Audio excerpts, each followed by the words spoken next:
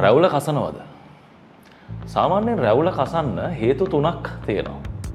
පළවෙනි එක තමයි ඔයාගේ ස්කින් එක ඩ්‍රයි වෙන එක.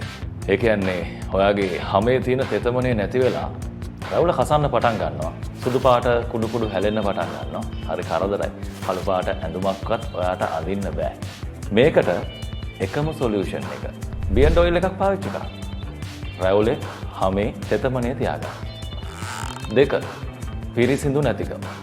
සමහරව හිතනවා අපි නානවා අපි මොන හොදනවා ඇඟ හොදනවා ඇයි අපිට පිරිසිදු නැහැ කියලා කියන්නේ. ඇයි රැවුල කසන්නේ තාමත් කියලා. එහෙම නෙවෙයි. රැවුලේ අපි නොදන්න අපිට නොපෙනෙන බැක්ටීරියා ගොඩක් තැන්පත් වෙනවා. කුණු දූවිලි රැඳෙනවා. ඒ නිසා තමයි අපි කියන්නේ රැවුල අවධානයෙන් වොෂ් කරන්න ඕනේ. නිකන් මොන හොදලා හරියන්නේ නැහැ. ඒකට බියර්ඩ් වොෂ් එකක් පාවිච්චි කරන්න. තුන්වෙනි හේතුව සාමාන්‍ය ෂැම්පූ සබන් වගේ දේවල් පාවිච්චි කරනවා.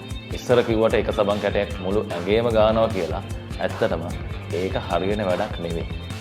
රැවුලට වෙනම බියර්ඩ් වොෂ් එකක් තියාගන්න. සාමාන්‍යයෙන් සබන් වලින් ෂැම්පූ වලින් ඔයාගේ රැවුල ඩැමේජ් වෙනවා වගේම කසන්න පටන් ගන්නවා.